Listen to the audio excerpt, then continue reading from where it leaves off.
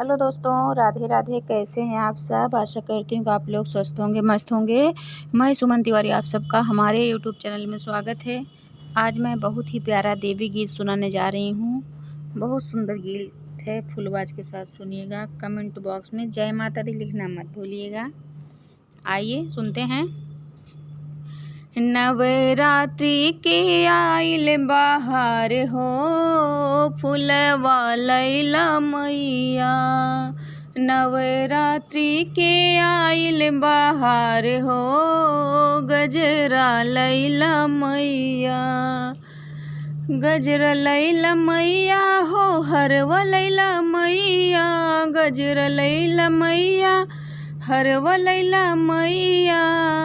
नवरात्रि के आइल बाहर हो, गजरा लैला मैया। नवरात्रि के आइल बाहर हो, गजरा लैला मैया।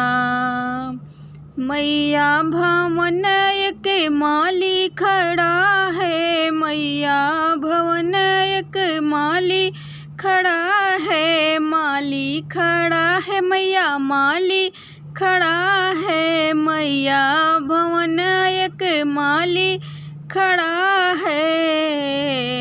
अड़हुल कलिहले हार हो, हरवा लैला मैया। अड़हुल कलिहले हार हो, हरवा लैला मैया। नवरात्रि के आइल बाहर हो, फुलवा लैला मैया।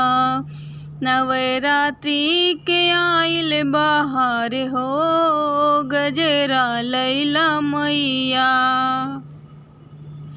मैया भवन एक कहरा खड़ा है, मैया भवन एक कहरा खड़ा है। कहरा खड़ा है मैया, कहरा खड़ा है। हथवा में लिहे सजी धार हो, मैया लैल मैया। हथवा में लिहे सजी धार हो, धरिया लैला मैया। नवरात्रि के आइल बाहर हो, गजरा लैला मैया। नवरात्रि के आइल बाहर हो, गजरा लैला मैया। गजरा लैला मैया हो, फूलवा लैला मैया। गजरा लैला मैया हो, हरवा लैला मैया। नवरात्रि के आइल बाहर हो, हरवा लैला मैया।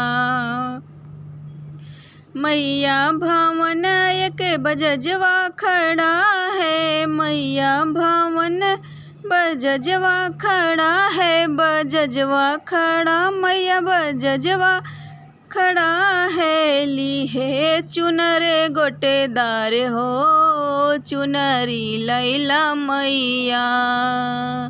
लिहे चुनर गोटेदार हो, चुनरी लैला मैया।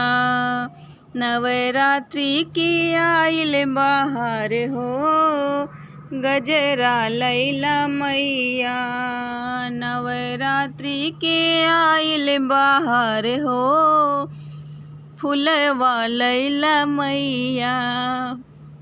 मैया भवन एक कुम्हरा खड़ा है, मैया भवन एक कुम्हरा खड़ा है। कुम्हरा खड़ा है मैया, कुम्हरा खड़ा है। हथवा में लीले कलश हो, गजरा लैला मैया। हथवा में लीले कलश हो, गजरा लैला मैया। फूलवा लैला मैया हो, गजरा लैला मैया। फूलवा लैला मैया हो, गजरा लैला मैया।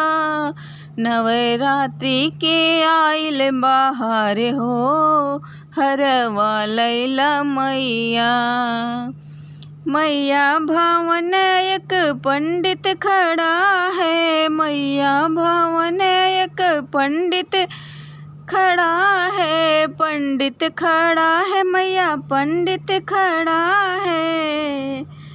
आरती करे करे जोर हो, आरती करे करे जोर हो, आरती लैला मैया, आरती करे करे जोर हो, आरती लैला मैया। नवरात्रि के आइल बाहर हो, हरवा लैला मैया, नवरात्रि के आइल बाहर हो, गजरा लैला मैया, गजरा लैला मैया हो, फूलवा लैला मैया, गजरा लैला मैया हो, फूलवा लैला मैया। नवरात्रि के आइल बाहर हो, फूलवा लैला मैया। मैया भवन एक अहिरा खड़ा है, मैया भवन एक अहिरा खड़ा है, दिले दहिया कर धार हो, दहिया लैला मैया, लिहले दहिया कर मटकी हो, दहिया लैला मैया। नवरात्रि के आइल बाहर हो, फूलवा लैला मैया, फूलवा लैला मैया हो, हरवा लैला मैया, फूलवा लैला मैया, हरवा लैला मैया। कब से खड़ी तोर दुआर हो, हरवा लैला मैया, कब से खड़ी हूँ दुआर हो, हरवा लैला मैया। जय माता दी।